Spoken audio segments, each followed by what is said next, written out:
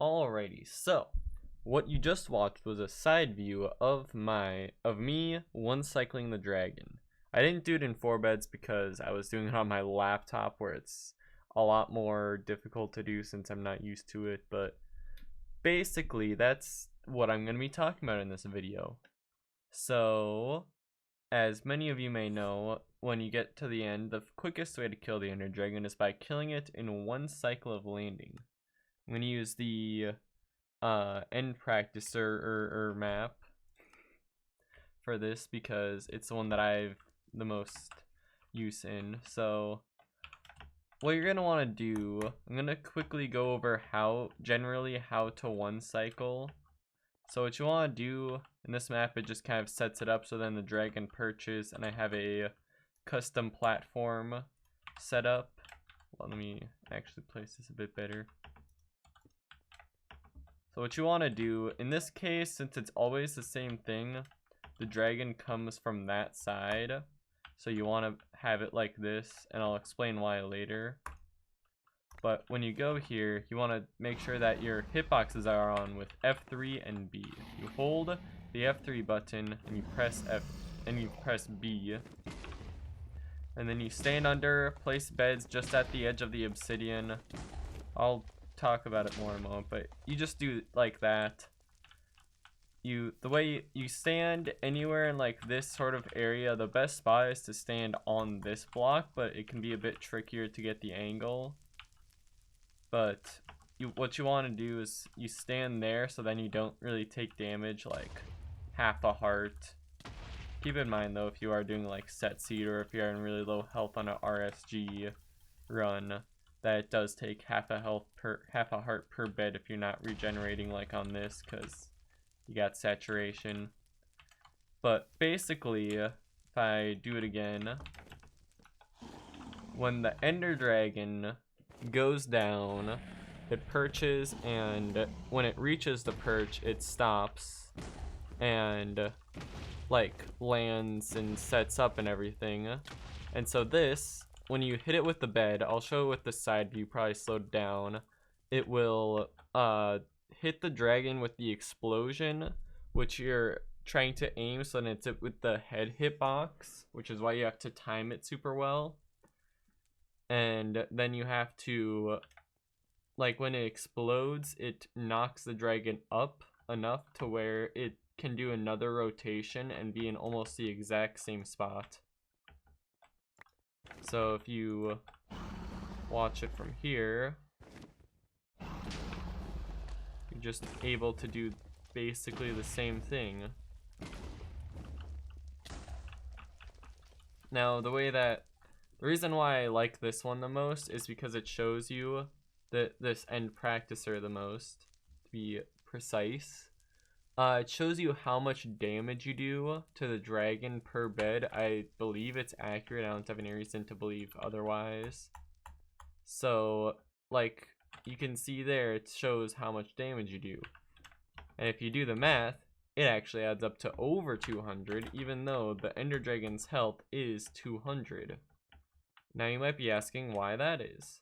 Well, if you can see here, the end crystals are healing the dragon because you more than likely will still have at least a few of the end crystals. This is a terrible one cycle. Well, not terrible, but could be better. But yeah, you got the end crystals that heal the dragon as it goes down. So you can't just do 50, 50, 50 like over and over again, because then it would still have like 7 health or so.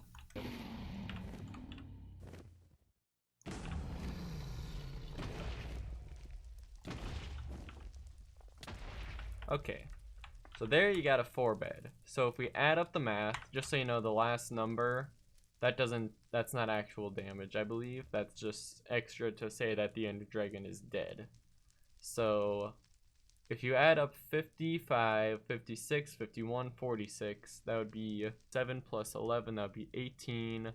So that would be 208 damage done to the dragon, which, you know, it's a bit more than you would expect for the dragon having 200 health, but that is what happens when it gets healed by those. They heal the dragon pretty good, so it makes sense they have to do a lot more. So now that I've explained generally how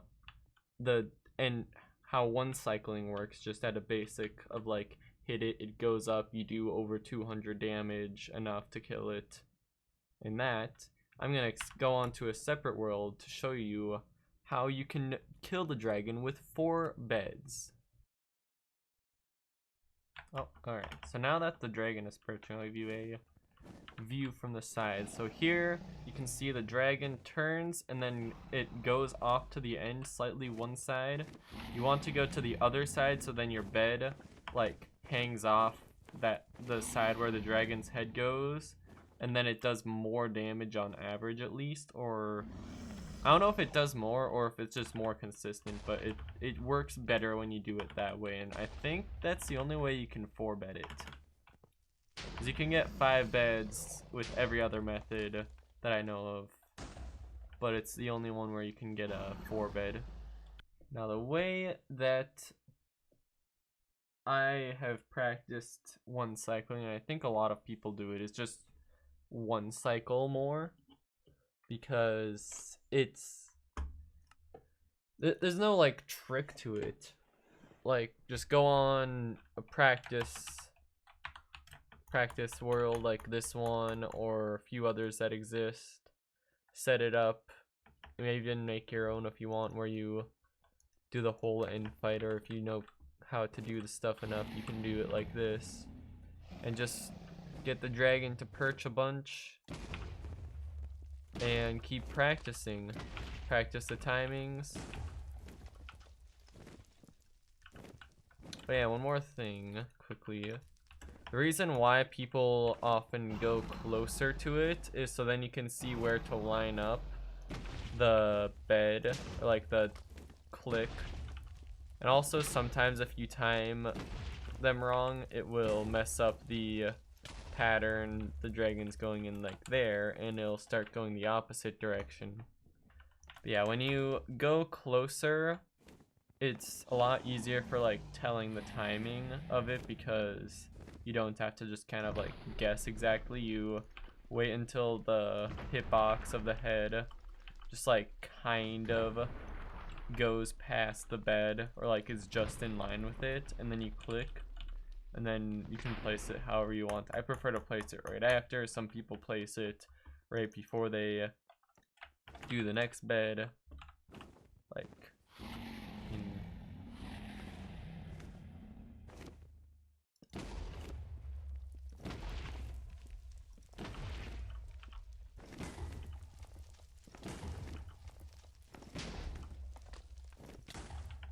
some people do it like that. Some people do it where they place just in the time in between. You can do it however you want. Just do it the way that's best for you. Practice more, and if there's anything else that I can think of, I'll add it to the video, but I think that should be it. Hopefully you learned something.